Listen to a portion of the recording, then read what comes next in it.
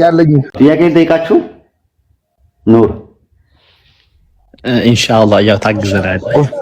ፍቅር ያለው በአፍቃሪ ነው ወይስ በተፈቃሪ ነው ያለው? ፍቅር ያለው በአፍቃሪ ነው በተፈቃሪ ነው?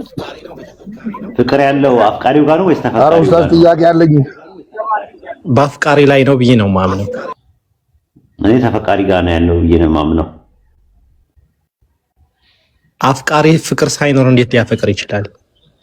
ለምሳሌ አንተ ጉንፋን ሲይዝ ከማን ያዘ ሲባል ከማን ነው የምትለው? ምናልባት ጉንፋን ከያዘው ሰው ወስጄ ሊሆን ይችላል እኮ። ስለዚህ ጉንፋኑ ያለው ማጋ ነው መጀመሪያ ወደ እኔ ያስተላለፈው ሰው ጋር። ስለዚህ አንተ አፍቃሪ ስትሆን ተፈቃሪዋ ጋር ያለው የምታፈቅረው ነገር ማጋር ነው ያለው? አፍቃሪው ጋር።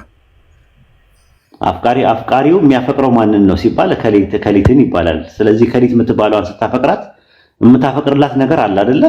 ትክክል። ስለዚህ የሚፈቀረው ነገር ያለው ማጋ ነው ያለው? ተፈቃሪው ጋር። ስለዚህ ፍቅር ያለው ማጋ ነው? አፍቃሪ ጋር ወይስ ተፈቃሪ ጋር ነው? ተፈቃሪው ጋር። ስለዚህ ተመልሶልሃል ማለት ነው። ተመልሶልኛል። ያዘኝም ስትል እኮ ከዛ ነው የሚይዝ ያለው እሷ ጋር ስለሆነ ነው። ትክክል። this is the best logic I've ever heard before። ብዙ ሰዎች ይሸወዳሉ።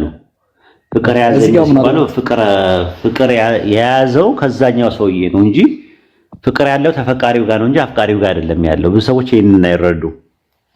ነው completely make sense። እዛ ጋር ተፈቃሪው ጋር ፍቅር ባይኖር ኖሮ ልወዳት አልችልም። ወደው ነገር እሷ ላይ ስላገኘው ወደድኳት። እሱ ነው ልክ እንደ ጉንፋን ማለት ነው። ጉንፋን ያዘኝ ስትል ከማን ያዘ ነው የምትለው አይደለ? ከከሌ ሲባል ጉንፋኑ ምንጩ ማን ነው? ጉንፋን ያዘኝ ሰው ጋር ነው። ስለዚህ አፍቃሪው ተፈቃሪው ጋር ያለ ነገር የያዘው ነገር አለ። ፍቅር ያዘኝ ይባላል። ከዛ ከማን ያዘ ሲባል ከከሊት ይላል አይደለ? ከከሌ ወይም ከከሊት ይላሉ። ከዛ ያ ከሌ የተባለው ጋር የምትወደው ነገር የምታፈቅረው ነገር እሱ ጋር ነው ያለው። የሚፈቀረው ነገር ፍቅር ይባላል ማለት ነው አይደል? ትክክል። ዋው ሹክራን። እስከዛሬ ጥያቄ ልጠይቃችሁ